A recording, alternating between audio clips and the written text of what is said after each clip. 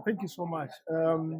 As a person from the German Commission for Justice and Peace, I felt like currently the discussion of dealing with colonial legacy, dealing with collections has gained attention, but a lot of questions still exist.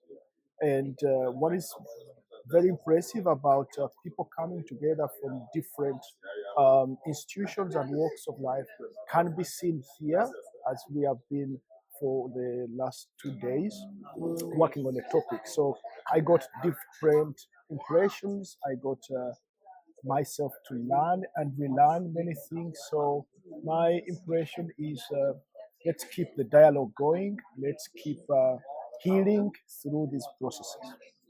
Thank you.